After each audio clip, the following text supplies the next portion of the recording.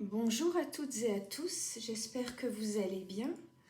Je vous propose de choisir parmi ces trois cartes celle qui vous appelle, qui vous interpelle, qui vous attire par ses couleurs, par son dessin, par le message qu'elle semble vous transmettre, sans trop passer par l'intellect. Écoutez plutôt votre ressenti. Alors, pour le choix numéro 1, le pouvoir de l'empathie.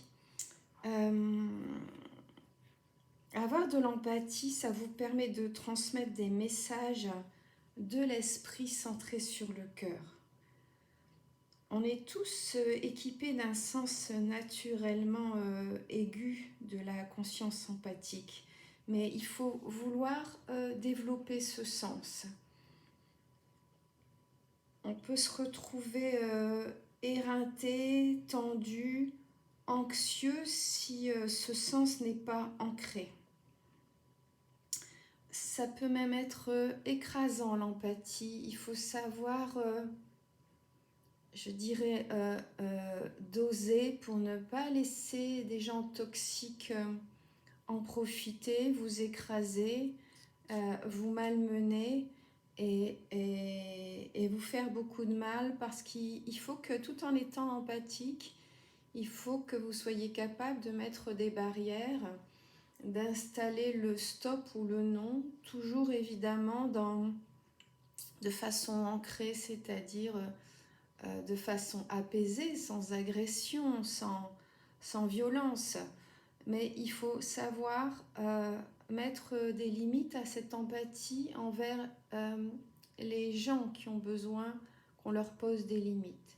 C'est-à-dire que vous ne pouvez pas offrir votre empathie à tout le monde et n'importe qui sans, je vous dis, sans installer, imposer un stop ou un non à un moment, parce que sinon cette énergie qui va se développer en vous, elle sera dévorée par ce qu'on pourrait appeler des suceurs d'énergie, voyez, des gens toxiques peuvent vous vider de cette énergie. Donc il faut que en votre âme et conscience, vous choisissiez à qui vous offrez cette empathie et jusqu'où vous pouvez aller, et ne surtout jamais culpabiliser de parfois dire non. Là, aujourd'hui, j'en suis pas capable, j'ai besoin de me ressourcer, je suis fatiguée, je décroche pas le téléphone et je m'occupe de moi, et personne n'a le droit de me le reprocher, parce qu'on a tous besoin de passer par ces moments. Être empathique, c'est ressentir les émotions des autres autant que les vôtres. C'est que ça vous touche comme si c'était vous, comme si c'était à vous que les choses arrivaient. Mais c'est cette capacité qui vous permet également d'être conscient de l'énergie d'autrui, hein, pour les pensées, pour les sentiments, pour les événements, etc. Alors une technique d'ancrage empathique, hein, par exemple, ça consiste à amplifier la conscience de votre énergie aurique, donc l'aura. Nous avons tous une aura. C'est aussi quelque chose une chose sur laquelle on doit travailler. Donc pour pouvoir étirer cette empathie et former, comme je vous disais, un champ de protection, il ne faut pas vous laisser trop étirer sur le plan empathique. N'hésitez pas à utiliser la respiration profonde, à ralentir votre énergie vibratoire, à vous ancrer un peu plus avant de nouveau de vous ouvrir à l'empathie et donc aux autres. Il y a évidemment la méditation, il y a le yoga et d'autres modalités de guérison énergétique que vous pouvez pratiquer pour avoir une conscience empathique saine, qui ne soit pas débordante et qui ne dévore pas toute votre énergie propre.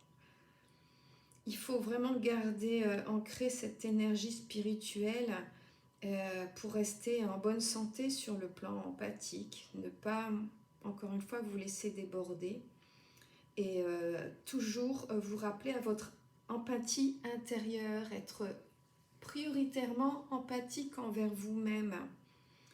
Sinon, vous ne pourrez pas être empathique envers les autres bien longtemps.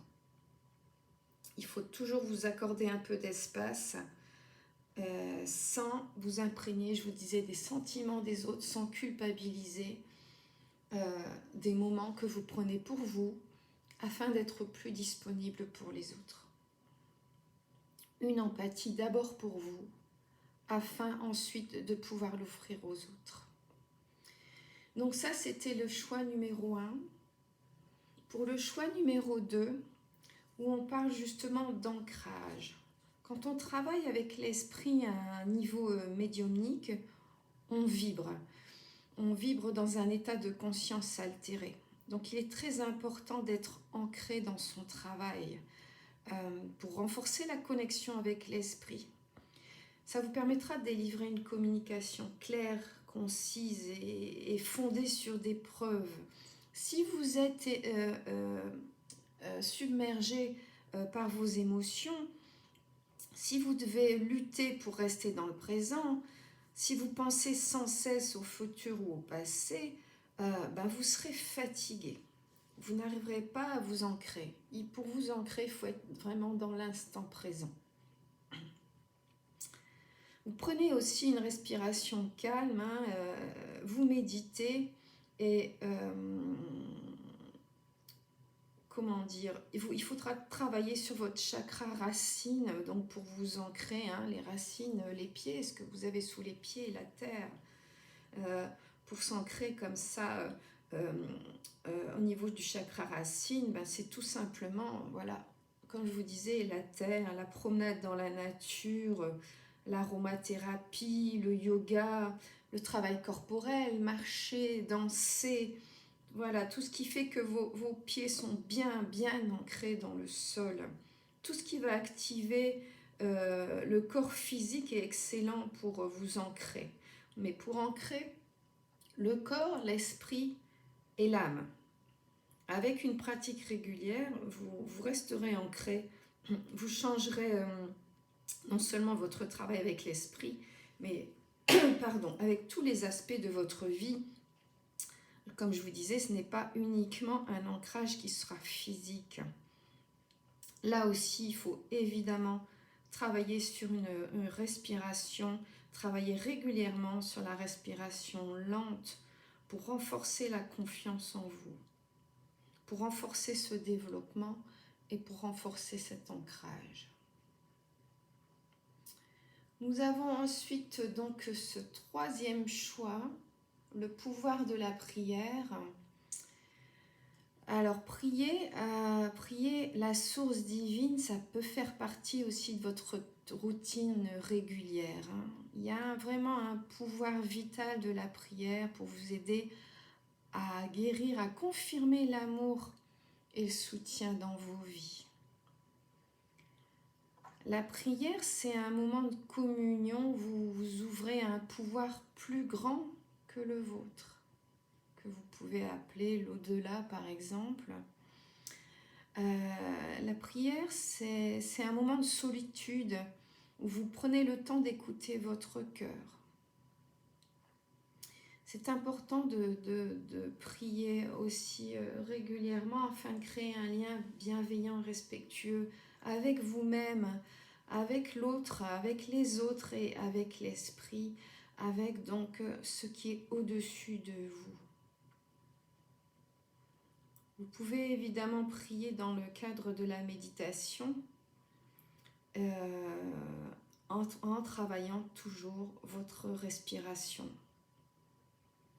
La prière peut vous donner de la force, pas seulement dans les temps difficiles, mais quand vous avez besoin d'être inspiré, d'être guidé, d'être dirigé sur la bonne voie, n'hésitez pas à prier, et pas seulement pour satisfaire un désir, mais pour prendre un temps d'expression, de louange et de gratitude qui ne pourront que vous apporter sérénité. Priez parce que vous en avez envie. Priez pour vous aider à comprendre. Priez juste aussi pour le simple fait de prier et de constater l'apaisement que ça apporte en vous. Ça vous permettra d'exprimer votre amour envers vous-même et encore une fois envers les autres et envers ce qui est plus grand que vous. Ça vous permet de parler avec votre cœur, de vous relier à la source divine. Et sachez que vos prières, même si ce n'est pas toujours évident à constater dans la matière, vos prières sont toujours exaucées. Je vous embrasse et je vous dis à bientôt.